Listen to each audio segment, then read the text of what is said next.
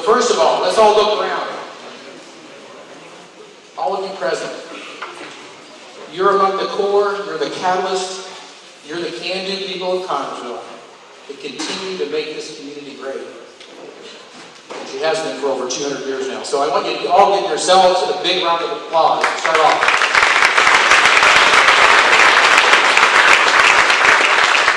And what about how they transformed this building? Isn't it great? And for the first time in many years, we have a bar, so we are sure this is the highest Catholic turnout we've had in years.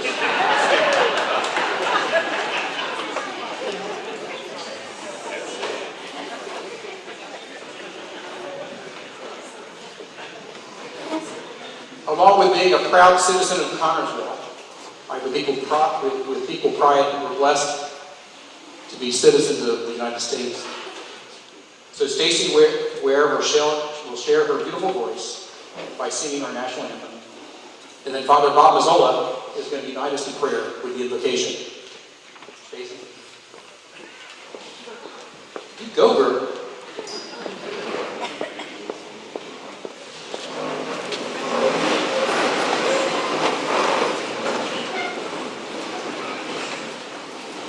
Closely can you see by the dawn's early light what so proudly we hail at the twilight's last gleaming, whose broad stripes and bright stars through the perilous fight, o'er the ramparts we watched, were so gallantly streaming,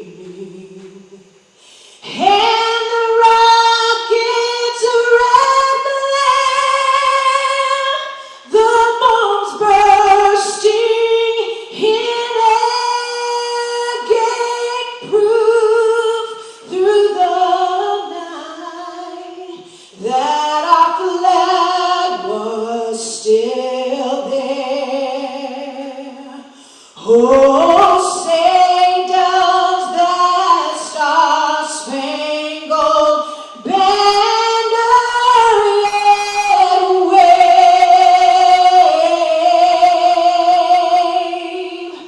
o'er the land of the free and the home of the brave?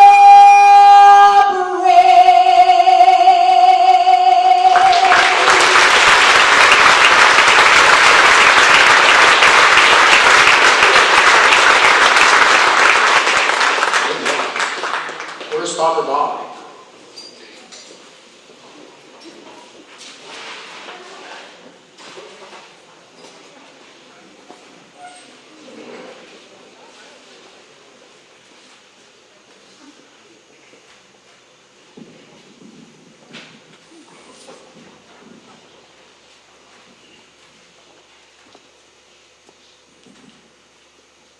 All right, let's in prayer.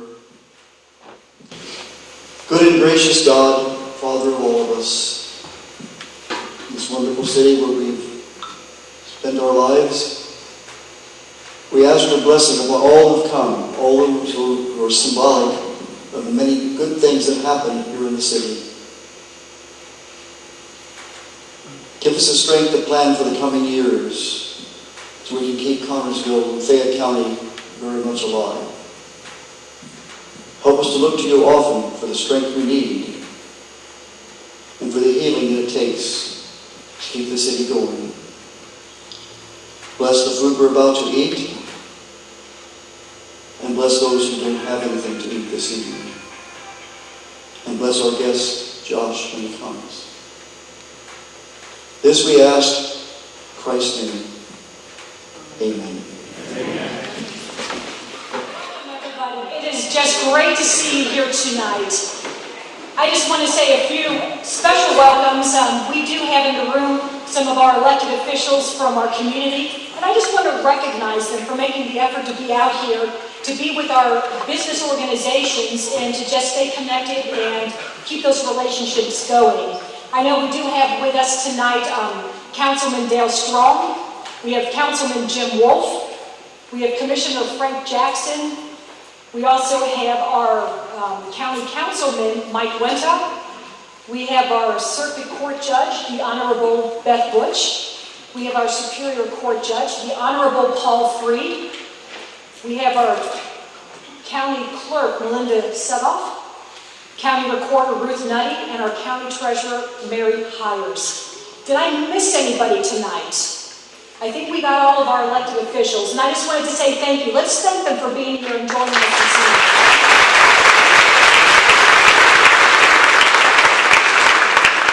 I wanted to point our officials out because they are an important part of what the Chamber process is and what we do as an organization.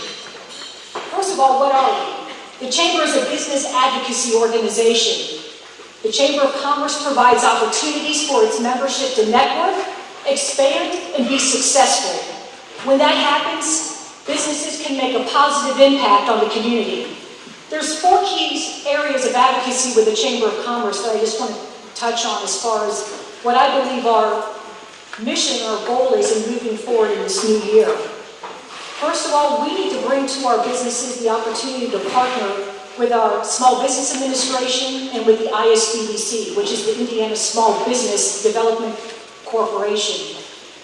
These are agencies funded by your tax dollars, federal and state agencies. They have certified business advisors that offer financial analysis, planning on your cash flow, technical assistance. If you're just starting or want to start a business, they'll help you get that started. I know my husband had the opportunity personally when he started his business several years ago to work very closely with the ISBDC, and their help was invaluable and free. And so we're very grateful for that. As the Chamber of Commerce, we need to provide those connections and opportunities that if you're interested in having either a one-on-one consultation or to bring them in as far as having a group session or seminar, that's what we need to do for you. So please let me know if you're interested in making that kind of a connection. Now, we want to make sure these sessions are available to you. Oh, and by the way, before I forget, when you leave the room today, we do have a newsletter on the table for you. We have one of those ISBDC sessions coming up April 21st. They provided a great session for us earlier this month on how to, if you have a website, particularly if you're just starting with a website, how to make this website more visible to the community that's searching for you. Not just here in Connersville and Fayette County, but across the country. So I would encourage you, sign up for that next session on April 21. Scott Underwood taught this class earlier, and he did such a great job of having an encore session in 2 months. The second area that the Chamber is working for you as the businesses in this community is in government affairs. The Chamber is supposed to monitor, evaluate local, state, and federal legislation. We have partners on the state and federal level that help us do that here locally. However, the information that we get has to be shared with you. That's the job of your chamber. In Fayette County, the largest taxpayer group are businesses. But yet too often, they have the least amount of impact on the decisions that are made with taxpayer money. As a business community, you need to have a voice. And there has to be a collective voice on critical issues, and the Chamber is here to help you do that. One of the ways that it's very effective that I believe we need to move forward on is moving in a collaborative state with our adjacent chambers of commerce. Your business doesn't end at the Fayette County line. Your business hopefully reaches regionally throughout the state, and for some of you, internationally. The same thing goes with the advocacy on government affairs. It is my responsibility to make sure that I reach out to our other area chamber directors, build those relationships so that we can make sure as a collective voice regionally that we're providing information to you and giving you a voice on issues that are coming up. There's a lot of things that are happening on the state level. They just finished their midterm session, and there's bills that are being decided on that we want to make sure you get information on so that you can stay up to date. The third area is economic development. And this is something where locally we're really blessed. A lot of people use this term loosely and it tends to lose its meaning. But what is it? It's the process of attracting private sector investment in land, buildings, and the creation and preservation of jobs. Our county has a hard-working economic development group led by Dan Parker, and he's here with us tonight. And in the last months, our board of directors have voted to make Dan and myself full voting members of each other's boards. It's important because even though the Chamber of Commerce mission and its vision and structure is different than EDG, our end goals align with each other. And it only makes sense that we, as an organization, work together so that we can meet those end goals here in our community. So I'm really glad about this relationship because it's a natural fit. And finally, and I can't really say one's more important than the other, but it's the newsroom. And I'm not talking about taking over our news examiner's responsibilities. They're doing a great job, and I'm glad you're here tonight, guys. Information is power. How many times have you heard, well, I've always had a boss that they never told me anything and we had to find out about it through somebody else, and information is power. The more you can share, it empowers people to be better and to do better things. And that's why sharing information among our chamber membership is so important. Now here's a great piece of news for you. The chamber is getting a new website. If you've been on our website and tried to get information, it's getting changed. We're getting a new site completely, and I'm really excited about that. Because the chamber has to have a functional way to communicate information and share news about the organization. We have to offer opportunities for you to share information about your businesses with other businesses, and to get news about your business out to the public. So this new website will do that. Your Chamber of Commerce is successful by engaging its members, allowing you as a member to talk back. I want to hear from you. Our board of directors wants to hear from you. And I want to just take this opportunity briefly to thank, from the bottom of my heart, our board of directors and our diplomat committee. This event that you're enjoying tonight, it's not my efforts. It's the efforts of this collective group of leadership volunteers. And I'm very grateful for the work that they put into this, and I'm grateful for the vision that they have for the Chamber of Commerce in serving our business community. There's a lot of work ahead for our organization, rebuilding, reconnecting with our membership, but I want to work for what will help make our city and our county better, forward focused. And I'm going to close with this quote. The secret of change is to focus on not fighting the old, but building the new. So let's work on that together. Thank you.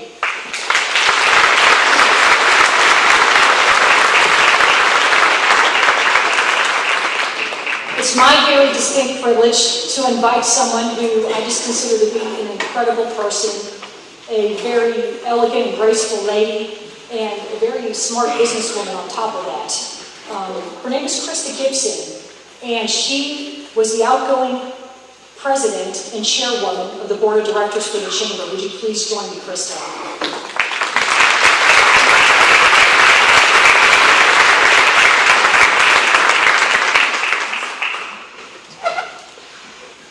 Good evening. This past year, the chamber has been through and experienced a lot of positive change. The board met to plan on how we can provide more value to our membership and community. We identified some goals and action items to move our chamber forward in the coming years. The board strongly feels the chamber's purpose is to connect local businesses and people in a way that fosters economic development, big and small, in our community. Put simply, we want to help Fayette County grow. Our first major goal is to offer more networking and business education events. They will offer opportunities to network, to learn, to share ideas, and to connect. For example, holding networking events at your business, doing a networking event in the morning before work or in the evening are just some of our ideas. You can help us with these events by simply attending a few as your schedule allows and encouraging others to attend as well by sharing your positive experience. Our second major goal is to improve our marketing, branding, and communications. We feel that the new businesses exploring our community should be impressed with our chamber, and existing businesses should be proud to be a part of this organization. In closing, I can't stress enough that this is your chamber. There are many changes in the works, and you will see these changes take shape in the coming year and years ahead. With these changes, there will be multiple opportunities for you to get involved. As those opportunities arise, we ask that you strongly consider sharing your talents with our organization so that we can achieve our collective dream of seeing economic prosperity in Fayette County. As we are entering into a new year and change in leadership, I would like to introduce to you our 2016 Chamber of Commerce President, Benjamin Harvey.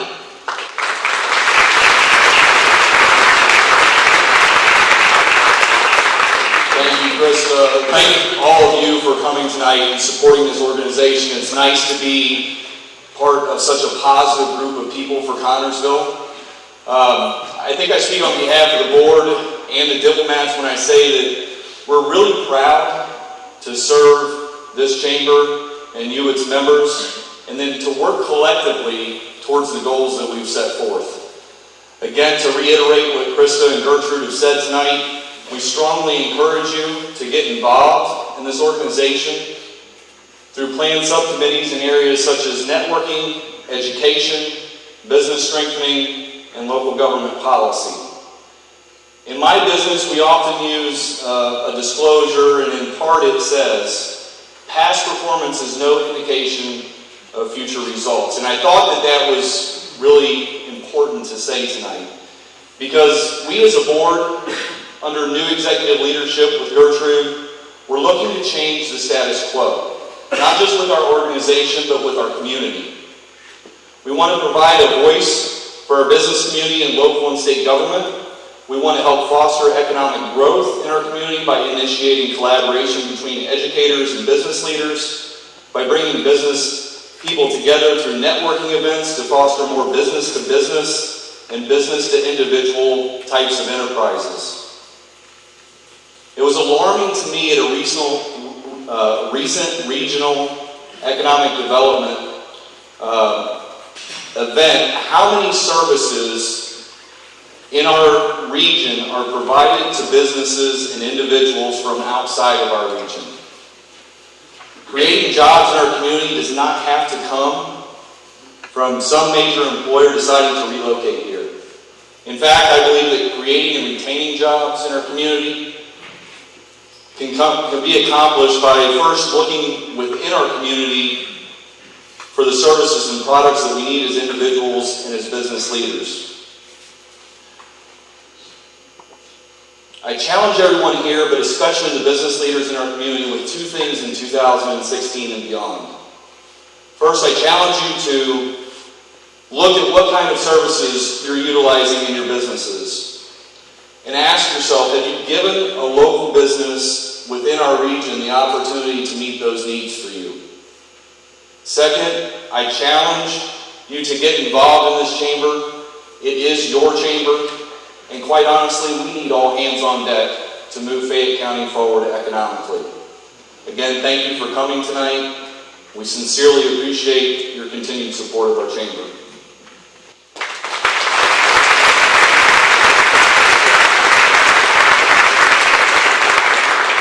I didn't know, I'm presenting awards. Okay. Where do we start? Oh, I'm sorry.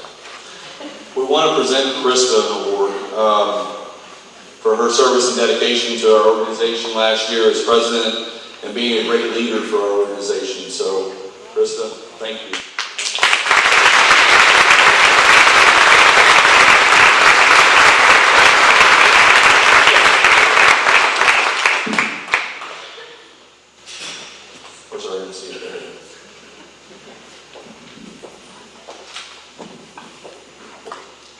And Ben has a DVD out also. Gary Woolery is our sound man over there.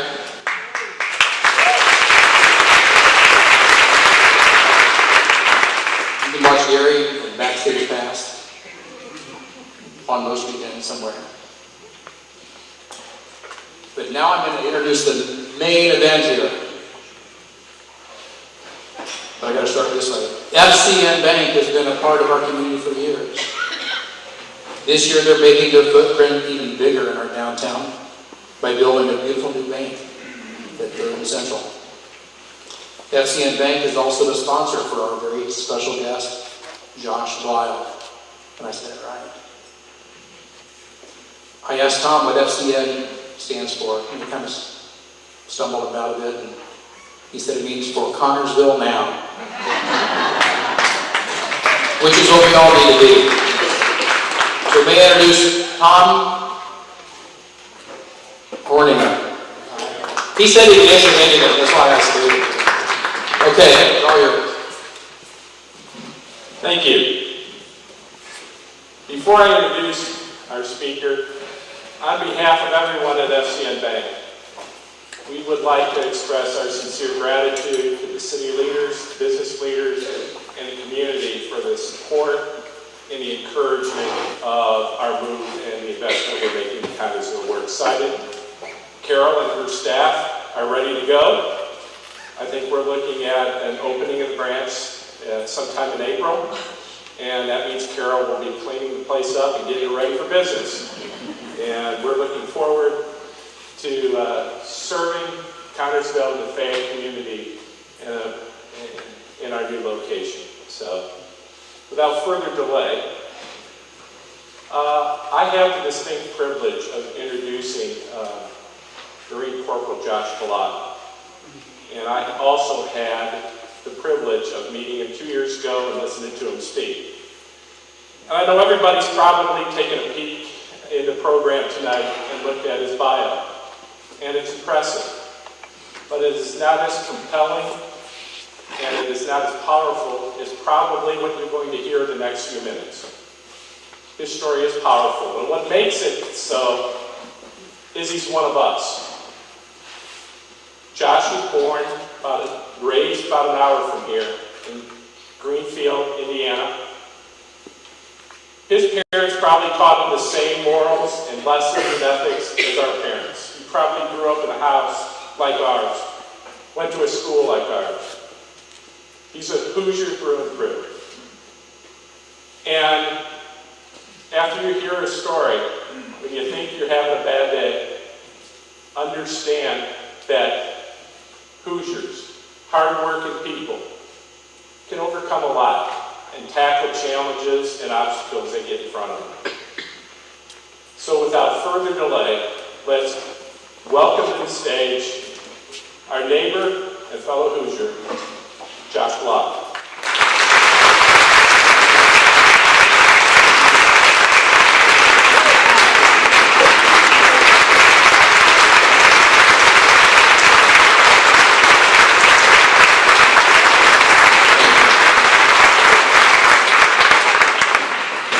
So much. I am a neighbor. I am a Hoosier. Through and through. But even, this seems like coming home for me because I grew up in just a town, as Tom said, just like this. My parents are raised with good morals. But even coming here, I see people that I know. My dad and my grandparents are from Liberty, so I'm not too far at all. Usually, anytime I get anywhere close to this area, I'm usually related to somebody in the crowd. Most of us are. Father, here at our table, baptized me. So it's been a while since we've seen each other. I've gotten a little bit bigger. And he told me, he said, well, I didn't drown you, so you did all right. Father Mazzola, Father M, was my college, when I was in high school, was my priest. Did my mom call you guys? Is this why I'm here? I know it's intervention. I'll go back to Mass, I promise. But I did. I grew up in a wonderful, wonderful town, just like this, with good people. But what made it so great is the businesses. Because the businesses are the faces that we see every day. It's where our families work, It's where our friends work, but it's where we go to do our banking, where we buy our cars, where we go to eat. We become part of this. All of you are part of this town and are connected. And that's where I come from, and I love it. I'm the baby boy. My mom worked for the Red Cross. My dad was a school teacher for 36 years. I have 2 older sisters. So they say that I was spoiled growing up. I say I was forgotten. There's a big difference in that logic. I always ask people, how many people, they understand, how many people were the baby of the family? See, you get, now how many people are the responsible ones in the family, the oldest? There we go. Now that's about the middle children, but you don't really count. My sister does not like that joke at all. I grew up with good morals and a good community that has always supported me. But I saw my parents be a part of it. I saw my dad giving back. I saw things go wrong in the community at the Red Cross. I saw families come in when houses got burned down, when they didn't have enough food. Families that didn't have presents at Christmas time. But I saw the same community answer those needs. I saw families bring in food. I saw families drop off toys, volunteer. And that's what was so wonderful about growing up here in Indiana, because people care about the lives of one another. That things don't always go right for us, but we're there for one another. And that's huge and important, especially in business. Those relationships go a long way. I played high school basketball. That was my dream, to play basketball. I got bigger and went on to Purdue University, but I ended up actually playing lacrosse all 4 years there. Maybe 4.5. It took me a while to get out of school. But I did. Eventually I got a job. Somebody actually hired me. I worked in corporate America.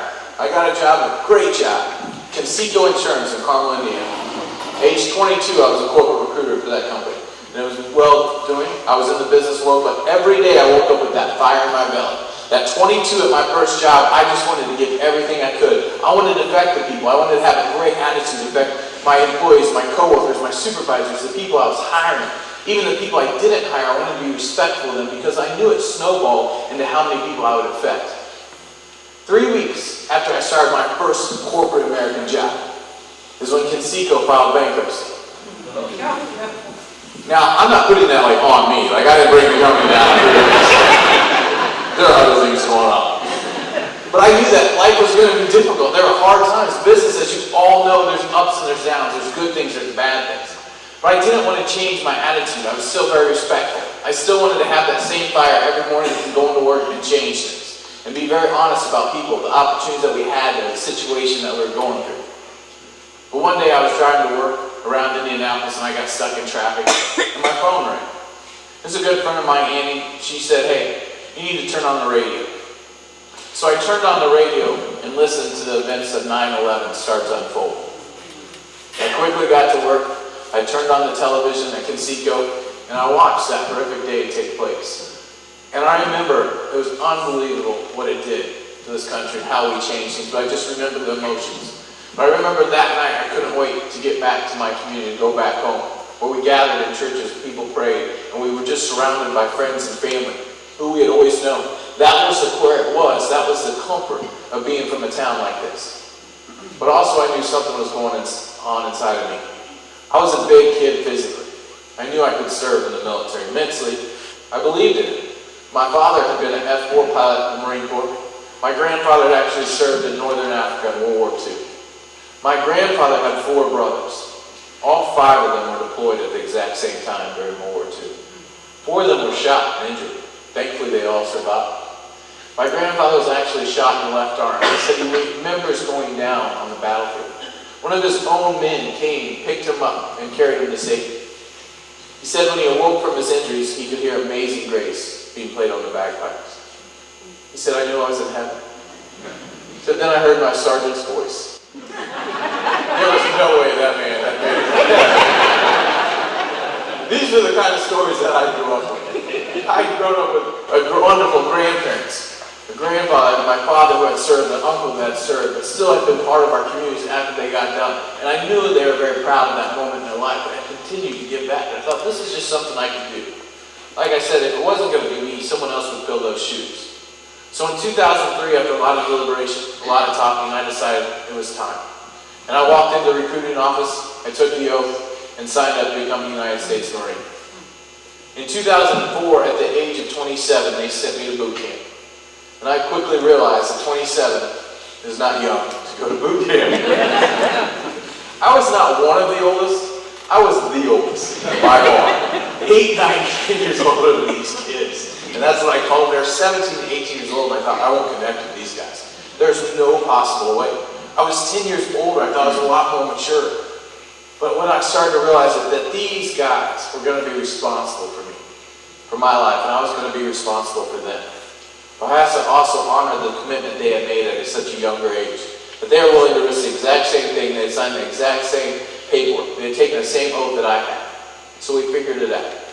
For 13 grueling weeks, we were pushed harder than we've ever been pushed before.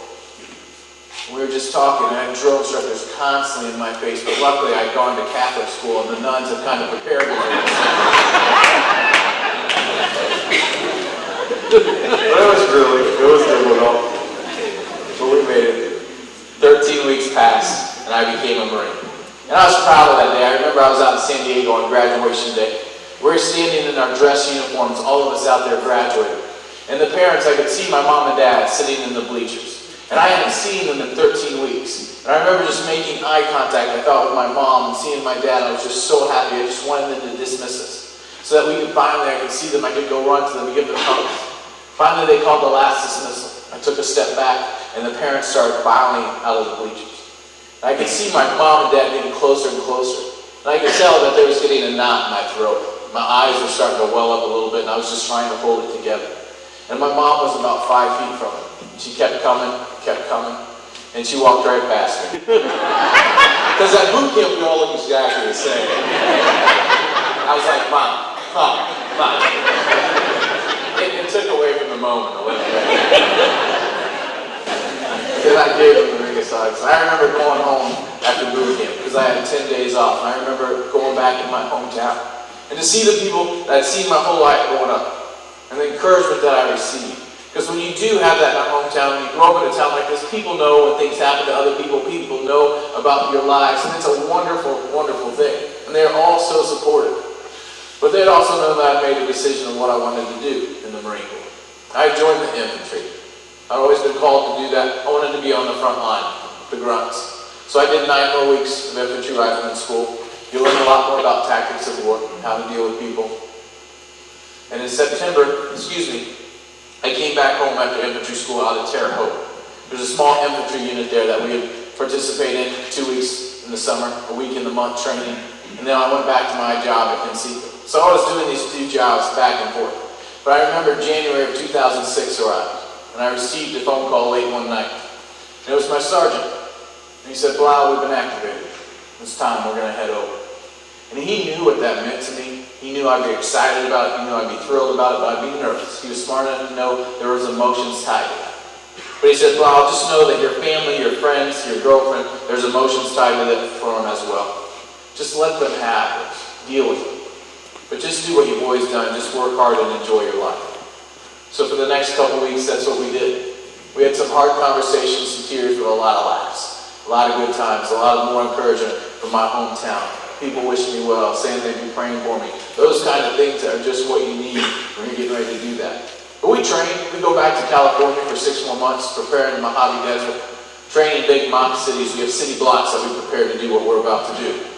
But what a lot of people don't know, that even in a time of war, it's about relationships. It's about the people you know. We train with 150 Iraqi citizens. You know, there's another culture, another way of life, innocent people living over there, communities as well. So we try to deal with every situation. So when we face them over there, we can handle it. Team up with people rather than just trying to strong-arm somebody. And in September of 2006, my unit was sent to the city of Fallujah, Iraq. Fallujah was a bad spot. It was a big city. 350,000 citizens at that time. There are 200 of us Marines that live in that city. We have a small fortified base. Basically, we're going house to house. 3, 4 in the morning, we're walking the streets of Fallujah. We're kicking open doors, going after targets. A lot of times what we were doing is we're going to somebody's house. Had kids in there. Innocent families woken up in the middle of the night, scared that we were in there. That was hard to do to a community, hard to do to people. But I knew we were doing it for the right reasons. But on October 15th of 2006, I was in a Humvee. We were chasing down vehicles that day, so we were stopping and we're surrounding the guys who were looking for the targets we were going after. We'd yank them out of their vehicles, put them in jail, send them off. We did this one after the other after the other. After a particular stop, we loaded back up. My guys climbed back up into our Humvee, and we took off driving down that dirt road in Fallujah. We had to do a U-turn over the median just to reset to go meet up with 2 other Humvees. When we turned over the median, that's when they set the bomb. My world went black. I was instantly knocked out. My big bulletproof vest, my safety plate that I wore to protect me, that came up and broke my jaw, and I was done. Those 17 to 18-year-old kids that were now 19 and 20, that once doubted, that were in the other 2 Humvees, they went in there. They had the courage. They pulled me out of the wreckage, tourniqueted my legs, got me to Camp Fallujah, nearby surgical hospital, and saved my life. I owe my life to those young men. I woke up 5 days later. No idea what happened. The last thing I could remember, I was in a war zone. I was fighting in Fallujah. Now I laid in a hospital bed in Landstuhl, Germany. My jaw had been wired shut because I'd broken it. I had a trach in my neck so I could breathe. I had casts on both my wrists. But I looked around that room, and the thing I could remember is I had been with my fellow brothers, my Marines, guys I knew and lived with for years. And I couldn't find them in the hospital room. And they explained the hardest part, that I lost 2 of my men. My sergeant had been killed directly in front of me, and my roommate, one of my closest friends, was killed next to me. That was the hardest part of it. Then they explained the extent of my injuries, what else had happened. They told me I'd broken my nose and my jaw. I broke both my wrist forefingers. I had lost both of my legs amputated above the knee. I have 27 pins in my hip, a 6-inch screw in my pelvis, a lot of internal injuries. They classified me with post-traumatic stress disorder and severe traumatic brain injury. My father tells everyone, his brain was like that before. He's absolutely right. It's always been messed up. So that was a good thing, likely. When I was hurt, I was scared. I was angry. I didn't understand why my friends were gone, why they were taken away. I didn't understand my life had changed. I thought it was over. When I got sent back here to the United States to Bethesda Naval Hospital, the greatest thing happened. That small community that I grew up in, being from Indiana, when I knew everybody, even as a kid, when sometimes I hated it because anytime I got in trouble or got a speeding ticket, everybody in the town knew that I had a speeding ticket. They were the first ones to send stuff. First ones to write encouragement. First ones to surround my family with love. It was the greatest thing being in a town like this. Because when things go wrong, you're there for each other. Businesses and all kinds of things. Indiana was so supportive. This is amazing. And I'm not making this up. At one time, the United States Marine Corps approached my family and told my family if they could put on my blog to tell the state of Indiana to quit sending stuff. Because they said the mail room couldn't handle it. My family said, absolutely not. And it was awesome. Yeah, growing up here was unbelievable because of just the support, the love that we give each other. The people that we get to know one another's lives, the good and the bad. But I was dealing with a lot. I was now 29 years old, and for the first time in my life, I was scared. I was scared to go into public. I didn't want to be seen, I didn't want to look weak. I'd been 6'1", 200 pounds, big kid. I'd been withered down to 110. I was in a wheelchair for the first time in my life. I wasn't about to go out. But they offer us good trips. There's great organizations that support us. They want us to be athletic, so they send us on things like horseback riding, scuba diving. Anything we want to do becomes available to us. So I'm very thankful for those organizations. But my sergeant never gave up on me. Every day he pushed me. Because he knew I kept saying no. He said, one day I'll get you to go on something. I kept telling him, no, I'm not going to do it. I just will go about my business. I'll get this done. I don't want to do any of that. But every day he came back. And then one day I remember he said, Blau, I have a great opportunity for you. But I don't think you'll pass this one up like you always do. And I said, Sergeant, you know I'll listen to you. But I know I'll say no. He said, Blau, how would you like to go see the Indianapolis Colts play the Chicago Bears in the Super Bowl? It might be all right, Sergeant. He knew where I was from. I'm an Indy kid. I would have gone to any Super Bowl, big football fan, but to see those two teams play was amazing. They took 19 injured Marines down to the Super Bowl. It was unbelievable. We flew in our own private jet. We had a police escort to the Super Bowl. We had amazing seats. But you know what? Being at that game, I realized something. Because for the first time, I was in front of tens of thousands of people. For the first time, I didn't care what I looked like. I didn't care about being in that wheelchair with that legs, being skinny.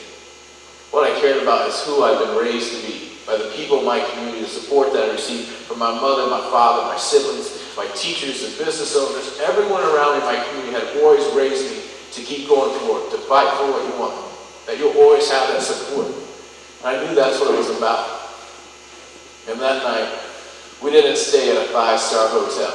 We didn't stay at a 4-star hotel or a 3-star. We didn't stay at a hotel. As true Marine Corps fashion, these 19 guys who had all that hoopla getting there, they went back to treating us like Marines. We stayed at a Marine Corps barrack. And we slept on old cots that probably hadn't been slept on in about 30 to 35 years. And they gave us big horse blankets to cover up. And if anybody remembers that Super Bowl, it rained the entire we were soaked. But that night something happened, because as we lay there, these old cots continued to break. And so you hear one of the guys fall and break, and you hear him in the ground. He'd go, ugh! And then you knew there was a lot of prosthetics involved, because you'd hear him whisper to the guy next to him, hey, can you hand me my leg? And it happened one after the other, so it became funnier and funnier. And I remember just laying there with tears and joy and laughter coming down my cheeks. I mean, this is what life is about. If anybody else would have walked into that room, it would have looked horrible. There were legs and arms everywhere. But to us Marines, we were taking a bad situation, but because we were together, because we were in it together, sticking next to one another, it became great. And I was transferred to Walter Reed Hospital in Washington, D.C., so I could learn to walk. And those guys and gals that I was surrounded by, that were injured with me, they became my lifeline. Those guys pushed me daily to become better. Some had gone before me, learned to walk before me, so they were showing me the ins and outs of what I was going to do when I got these prosthetics. I remember when that day did arrive. It was a happy day. My family was there. Friends from high school flew out to see this moment when I got my new legs. I remember just sitting there in anticipation. And when they finally brought out the 2 prosthetic legs, they aren't actually these that I currently wear. They weren't the legs I saw the other men and women training in. They brought out the 2 shortest little legs you've ever seen in your life. If I had them on, you would not see me standing behind this over there. I thought, this is crazy. I want the big legs. I want the tall legs. You gotta learn on these first. Sometimes I think in life, and I thought, I was like, if I had the bigger legs, if we had more employees, more money, more this, we'd do better at our jobs. We'd do better at life. But I remember how I was raised, that you give 100% at everything you do. I said, that's what I gotta do. I gotta take these little legs and just go as hard as I go. That's all I do. But as I stood there, I realized I didn't know how to walk with prosthetic legs. And my body was still pretty weak from those injuries. I allowed that anger to come back. I sat down, I took my legs off, and I rushed out of that hospital to hide from this world once again. When I got home, back to my room, is when an amazing thing happened. I looked over, I had 2 beds in my room. And one bed I hadn't ever touched, but my father had been there with me, had just piled up packages and letters all over that bed that I hadn't opened yet, from my community, from Indiana, from school kids, from churches, all kinds of businesses that were just encouraging me, saying, Josh, we're thinking about you. We know you can do this. Some people didn't even know who I was, but they knew my family. They knew the town. They're like, we're going to be there for you. And I thought, this amazing support. I can do this. So I went back the next day and stood there again, and again the next day, and the next day. And it took me 5 days of staying there before I took that first step. But it was a step of a long journey, but it was a step in the right direction. A step that every step that I took, Indiana was there with me. The support of my town, the people that I grew up with were there. And that's what kept me going each day. And I had to relearn to do everything, from walking on different surfaces, up and down stairs. But you gotta learn to fall. Everybody falls in life, but you gotta learn to stand back up. And those guys and gals that had gone before me, that first time I fell, I remember they surrounded me. And they said, you put your hand here, you lean here, you push up here. And they taught me to get back up, because they have that experience. It's just like growing up, just like in business. When you have more experience, you pass it on. When you can help one another, you pass on that knowledge, because what it's doing is creating an unbelievable community, unbelievable network right here to help one another in the end. The people in these towns, Connors, Bay County, all of them that live here, work here, to help them. But I remember learning to walk. I got to meet a lot of neat people, because people stopped by Walter Reed. And the one that influenced me the most, actually, Indianapolis Colts came to Walter Reed on their way out to meet President Bush. They had just won the Super Bowl, so they were going out there, and a lot of the players and teams stopped by. And so I got to meet the players. I got to meet Peyton Manning, Joseph Dye, Dallas Clark, these wonderful individuals who had just won the Super Bowl. But I was just starstruck. And I sat down with Joseph and Di. He was our running back for a long time. And I sat down with him and just talked one-on-one like friends. And I remember Joseph had scored the winning touchdown against New England in the AFC Championship to get them to the Super Bowl. And so that was a big question on my mind. I looked right at Joseph. I said, when you scored that touchdown, I mean, when you run in that end zone and you know you're going to the Super Bowl, I'm like, what? Like, what's going on in your head? What are you thinking about? Joe is a very quiet, humble guy. He looks down for a second, looks back up and says, I was thinking, man, I'm tired. Now we gotta play another game. That's not the response I wanted by any child. But what it made me realize that even sometimes in business world, as you know, in corporate America, even during the successful times, even in the wonderful things, it's still tiring, still stressful, sometimes even more when things are going well. But it's how you re-energize, it's how you rely on one another, it's how you keep that positive attitude here that gets you better, make you better, bring home championships, but then make your community better for the people around you. Then I met the owner of the Colts, Mr. Jim Irsay. Mr. Irsay and I had a mutual acquaintance. We used to go to the same gym a long time ago. So when I was injured, they told him about my injuries. And he stopped me out at the hospital. He said, Josh, I know you're from Indianapolis. I want to make you 2 promises. One, whenever you go home, I'll fly you home. And 2, when you get there, you come see me about a job. I've just finished up my 7th season with the Indianapolis Colts. And they've done a lot for me. It's been absolutely wonderful. And I'm very appreciative of them. But I had spent 10 months in that hospital. Overcome the hardest thing I'd ever done. I'd learned to walk again. I was getting better. But I had to come home here because I had set a goal for myself. I would not come back to Indianapolis until I could physically walk off the plane. But I was there.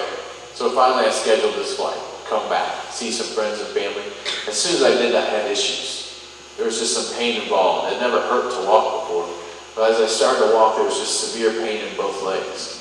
I'd take a couple steps, it hurt, so I'd rest, take a couple more, it hurt too bad, and finish for the day. Finally, about a week of just being stubborn, fighting through the pain, I went to the doctors. They did tests, x-rays. The doctors came out and they said, Josh, unfortunately we found 2 infections in your legs. We're going to have to amputate again. What they were telling me after 10 months of blood, sweat, and tears, getting past the anger, I was going to start over from scratch. But looking around me, I said, you know what? There's a lot of people going through hard times. I can do it. I have an amazing family. I have a support system from Indiana. And I have a wonderful faith in God. I can do this. And I'll do it with that smile that I was raised to have, that smile to keep going forward. I went through that surgery. I had the infections cut out of both legs. My legs were amputated. Back in a wheelchair for 3 more months. Then I learned to walk again for the 3rd time. That support never stopped coming.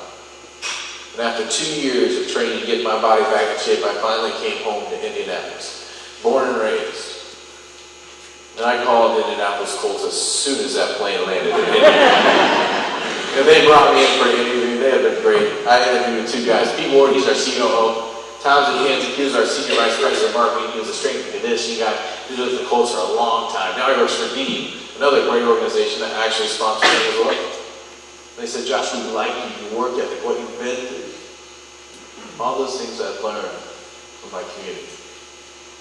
The morals, the ethics of who I was because of where I grew up.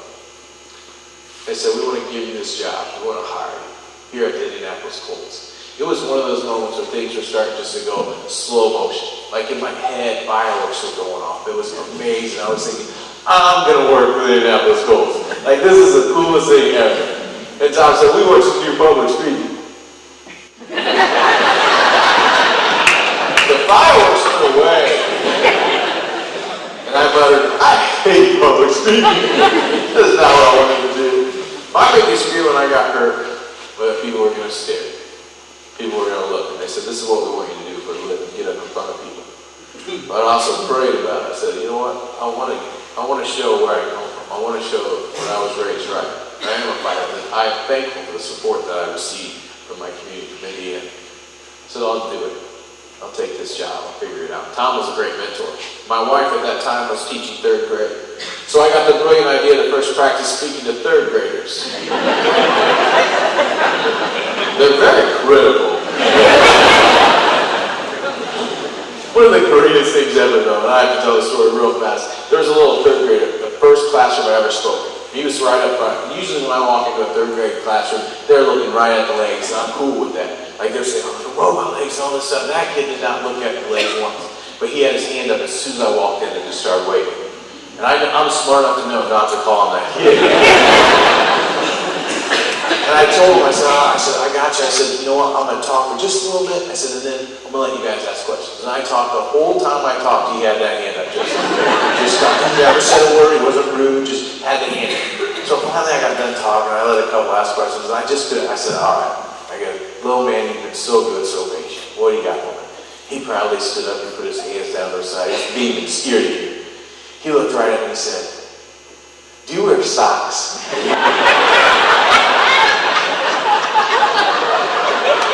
He had waited that whole time to ask me that question. And as funny as I thought that was, as frustrating as it was, I had to answer and I had to look down and I said, I do, and I have no idea why. Sometimes it takes a different perspective. The great thing about the chamber, the great thing about this room is that there's a lot of different perspectives. A lot of wonderful experience in this room, a lot of different perspectives on the towns and business. Having different perspectives is a good thing, because seeing differently, it allows you to see the entire picture. That way when you network, when you talk, when you know each other, you can help one another out. You figure things out, how to make it better here, how to continue business, how to grow, and how to do better business for those people that walk in your doors. Are getting loans from your banks to build their houses. They're buying the cars that drive to work. They're going and eating in your restaurants. All those things that we do on a daily basis is in this room right here. They're a big, big part of everyone's daily life. That's awesome. Now I get to travel the country. I get to speak all over and absolutely love it. I enjoy what I do. I'm very blessed. I have a beautiful wife. I have 2 kids at home. I have a 5-year-old and a 3-year-old. That's why I speak a lot and travel a lot. No, I'm just kidding. They travel with me all the time. But I love what I do. But it was hard at first to get up in front of people. But because of where I came from, because of how I was taught, because I was taught to be respectful, because I was taught to never give up, because I was taught to push, I was taught that things don't always go right. I tell you what, there'll usually be somebody standing right next to you that can help out. And that was Indiana for me. I remember the first time I ever left the hospital wearing these 2 legs. It was a proud moment. Because I'd always gone out in my wheelchair when I started first venturing out, but I knew I was strong enough to finally walk out in the public. And I went to a steakhouse in Silver Springs, Maryland that I'd been to many a time before. My wife, she was my girlfriend at the time, and I used to always go there, but I knew everybody. I knew the chefs, I knew the waitresses, I knew the hostess. I knew everybody, because that's how it is. They were always so nice to me, so I wanted to go show them that I had gotten better, that I was out of my chair, that I was walking. And I walked to 2 Ks, and I remember the day. We drove over there, we got out of the car, we were walking up to the door, and through the glass front door, I could see the manager and hostess, who I knew stayed up front. And I was just smiling. My wife got the door for me, and I walked in with my canes, and I took about 2 steps in the door, and I tripped on one of the mats. And I fell. And I knew I was just embarrassed. I was angry. I could tell my face was just instantly bright red. And I was so upset, and I pushed myself up. And my wife got me, and I just looked over, and I said, hey, let's just go. I don't want to be here anymore. It was devastating. She said, no, we're already here. Let's just go ahead and eat. I said, fine. So I know I didn't say anything the whole meal. It was very rude. I ate as fast as possible. I waited for my wife to finish. And finally, she took her last bite, and I said, okay, can we go now? She said, yeah, just get the bill, pay, we'll get it. Good, thank you. I waved the waiter over, he came over, I got the bill, I opened it up, and I noticed that someone had paid it for me. And I just thought to myself, there's a lot of restaurants around here I use it. That is not the point of that story. I said my brain gets sidetracked sometimes, that's not the point. We'll bring it back around, I'm sorry.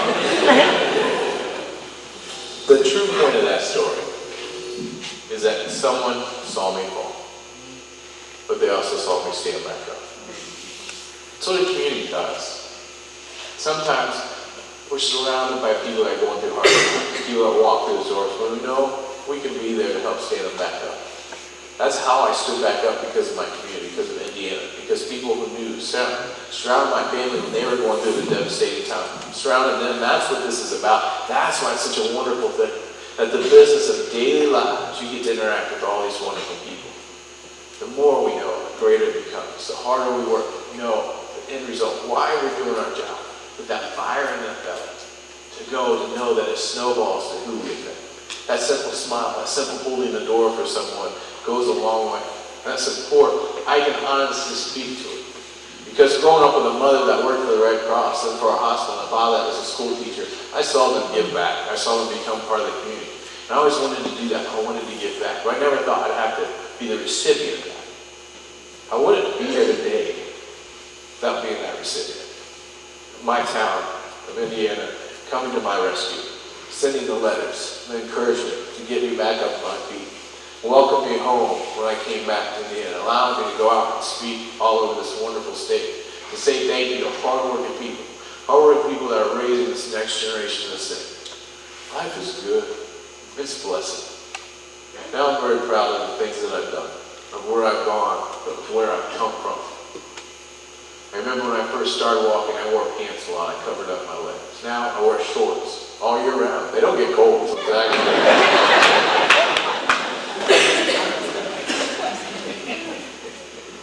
I love going to other states.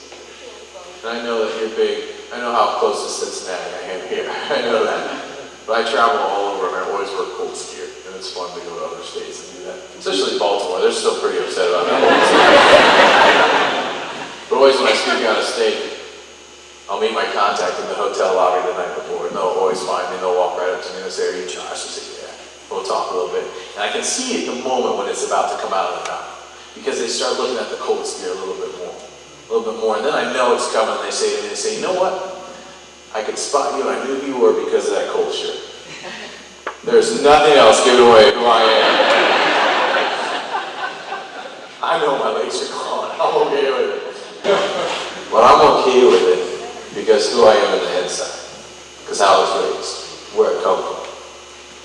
That's what makes Indiana special. That's what makes this special.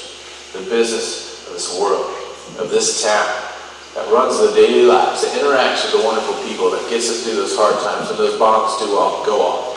We have to deal with things medically, economically, knowing that there's going to be somebody there right next to you to cheer you on, to help you stand back up, to help you continue with business, to get better business practices, to help everyone out, to enjoy this wonderful blessed life that we get to be in. And my blessed life is tonight, to be here to say thank you for doing that for so many in this community, to continue with this chamber, continue to help one another, to continue to do what my sergeant said, to go out there and just enjoy life. And sometimes we have those hard conversations. Sometimes we have to have those tears, but the laughs come along with it. So take the situations and put on a smile. Because you never notice who's watching. You never notice the younger kids that look up and see those smiles and know. Because I was one of those kids that watched everybody's face. That's why I can have a smile, because in my community, so many people looked down at me, welcomed me, and said, "Hello. I'm here today to say thank you for doing that for so many." Keep it up. Enjoy the things in this world, but enjoy the people in it more. Thank you for being here. Thank you for what you do for this community. And keep going at it. Enjoy it. God bless all of you. Thank you so much.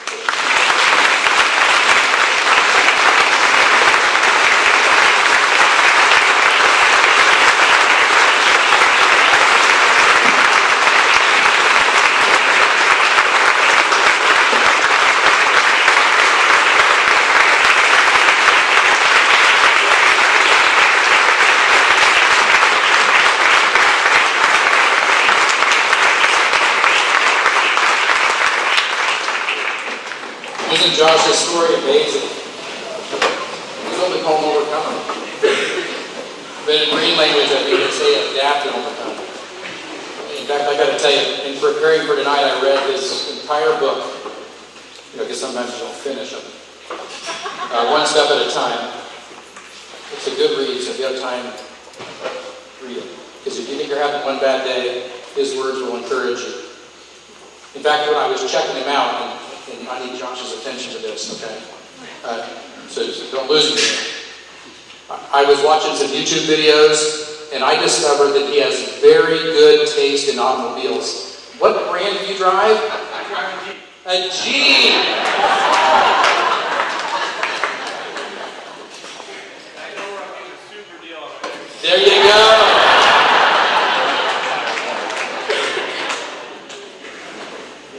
And if I can say this, Connersville's blessed our family for 90 years now. And so if I can say thank you very much. But now we have the big question. Who's going to win? Connersville has many shining lights, and the Chamber has the challenging task of choosing 4. Here are the people that win the Beautification Award, Humanitarian or the Service Award, the Small Business Entrepreneur Award, and of course the Citizen of the Year Award. So to get us started, let's give a rousing Connersville response and get Amy Hammonds up here. You ready, Bill? Thank you. Before we start tonight, we have several awards to give away. But Josh was such an inspiration, and I just want to take this moment and recognize any of our military people and just give them a round of applause tonight.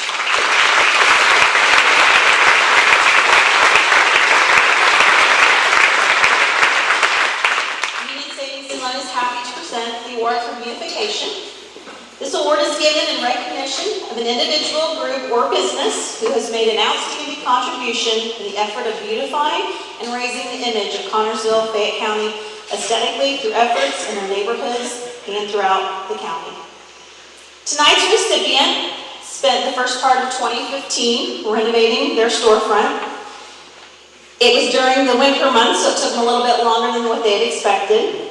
Their motivation was driven by a storefront that was getting run down and needed a facelift. They wanted to attract people into their businesses, so they felt that that was an important part of it. Tonight's recipient of the Beautification Award is presented to Wolf's Gun Shop.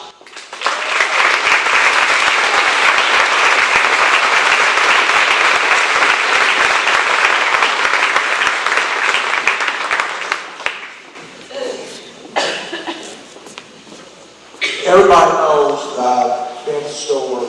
It's not me that made it beautiful. It was Linda. I had a lot of people come through when we done the storefront and said how nice it was. I said, don't tell me, tell Linda. So I'm going to give her this award, and she does a good job out there, and that's the reason it looks nice. Thank you.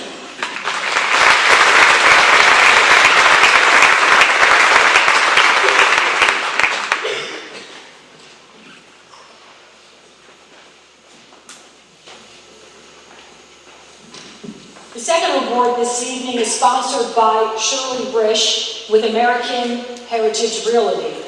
It's the Humanitarian and Service Award. This award is given in recognition of an individual or group who promotes and demonstrates the profession and practices of a humanitarian doctrine and who has made an outstanding contribution to Connersville and Fayette County by helping and assisting others. This award exemplifies goodwill to mankind through their philanthropic activities and an effort to promote human welfare through charitable giving and giving to the community. It is my distinct privilege to announce tonight's Humanitarian Service Award winner is Mr. Ken Fuller.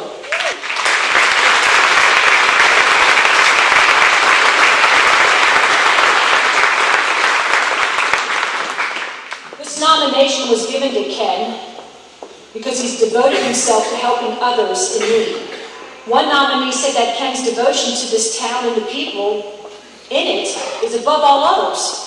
He was instrumental in creating Faith Christian School, is a member of Fayette County Civil Defense, and is a member of the Lions Club. He is the driving force behind Faith Builders Ministries, which supports the Bev Job House of Love. It's an outreach and support group. One Cent Ministries, I think we said that as well. He collects food, furniture, and clothing year-round for those in need. A statement from one of the nomination submitters said, having worked with Ken for 15 years, there hasn't been a day past that he hasn't received a call from someone needing his help. He has always been willing to go the extra mile to help people, regardless if the need is financial, spiritual, or physical, and he never asks for anything back. Ken truly has a servant's heart and has proven to be a great humanitarian. Thank you, Ken, for being a shining example to our community.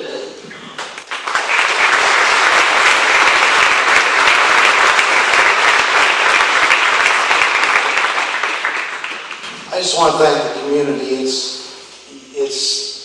I just thank everyone. I remember when I came to Connersville years ago, the first person that came in when I became manager was Lennon Urban, invited me to the Lions Club. Got involved with the community, fell in love. Like a lot of people say, kind of like Gertrude, I live in Newcastle, but I just tell everybody I live in Connersville and I sleep in Newcastle. And Lions Club has always been a big part of my life, and been through the presidency there and serving people and churches and been able to help people from, I shared in a church the other day, I think we've helped over 1,200 people with furniture and clothing just in that part. And Danny, I'm so proud of this boy over here. He is our one cent director, has taken over this shelter, has 14 men down there serving men with addictions and trying to help them. That's what we're about, a Christian school, just the people that we have. I love this community, and I thank you so much for this award. God bless each and every one of you.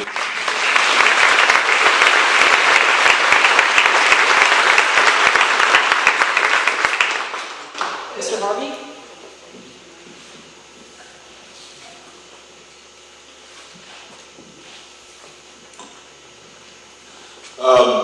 Our next award for tonight is the Small Business Entrepreneur of the Year Award, and I had the pleasure of calling this guy a friend. And he came to our community a few years ago, and I met him in business relations, and I've watched him over the last couple of years carve out a niche for himself in our community.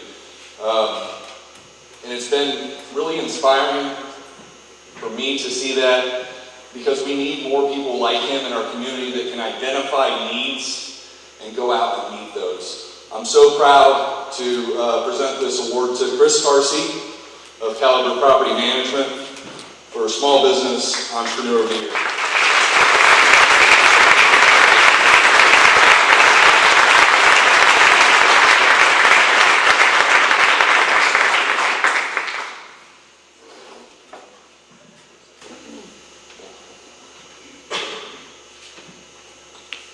Thank you.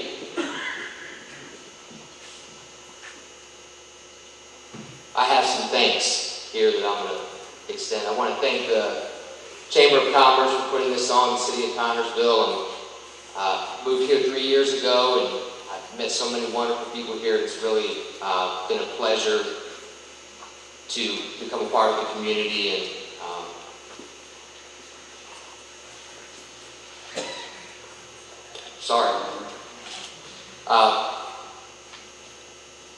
I want to thank our customers for giving us the opportunity to serve them.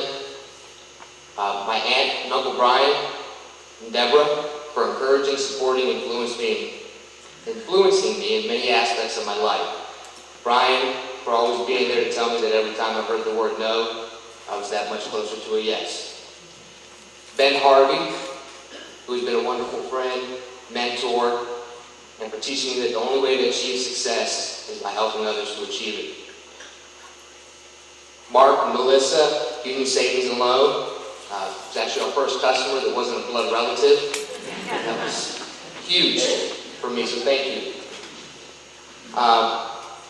Most importantly, my wife Kyle for all of her love, patience, and support.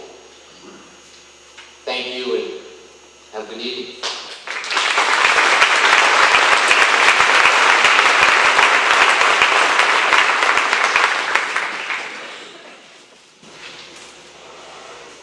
And now for the final award for the Citizen of the Year Award. Our presenter will be Krista Gibson, who works with the Heritage House of Connersville, who is the award sponsor. The Citizen of the Year Award recognizes an individual who is a role model of Connersville, Fayette County. This individual should be someone that our entire community can look up to for leadership and guidance. Candidates must be or have been active in Fayette County business community with the following criteria: demonstrated leadership, success in promoting the development of community, overall involvement in and contribution to the community, participation in professional activities, and respected reputation among the community's leadership. The 2016 recipient of the Citizen of the Year Award is Chris Hunt.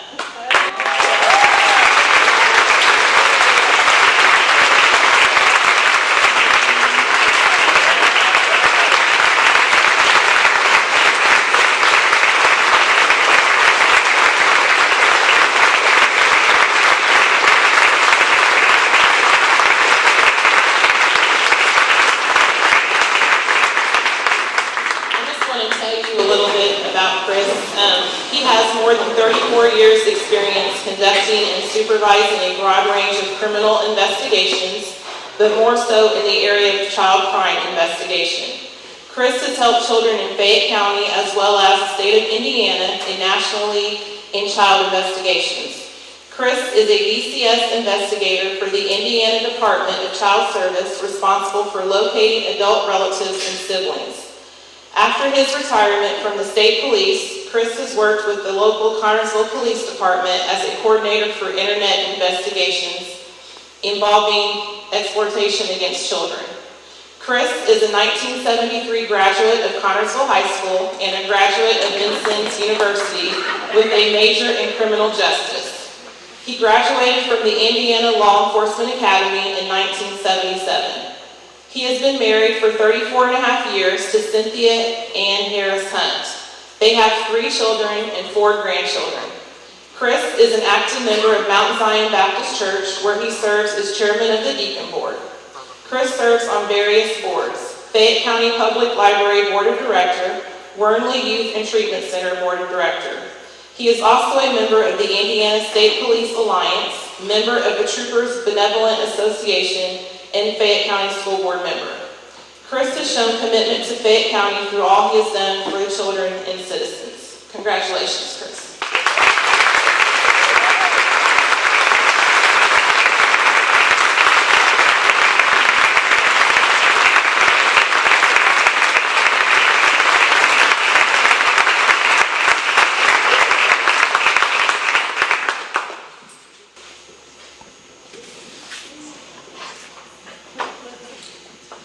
First of all, to the citizens of Fayette County, I thank you from the depths of my heart. I could not believe that you chose someone as myself for this award. When I got a call on Monday that I was one of the finalists, I got to thinking, well, who is the competition?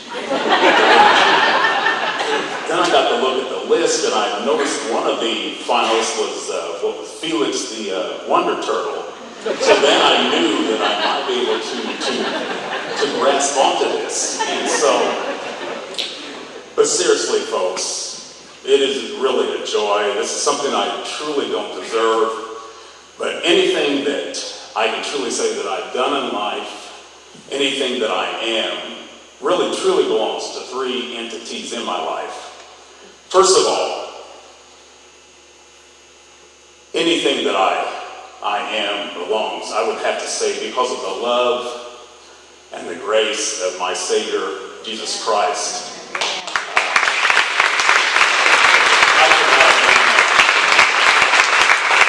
I cannot have done anything without him. Second of all, I just thank my parents who raised me and molded me. My mother, I am blessed, is still living at this time. She's 99 years old, living in a nursing home. I am a twin. Now, she remembers me, and she remembers my twin sister half the time, so that shows who was, prominent in my mother's life. So I want to thank my mother for that. And third of all is the love of my life and my partner for the last, we're getting ready to celebrate our 35th anniversary. My partner, I would be nothing without her, so thank you.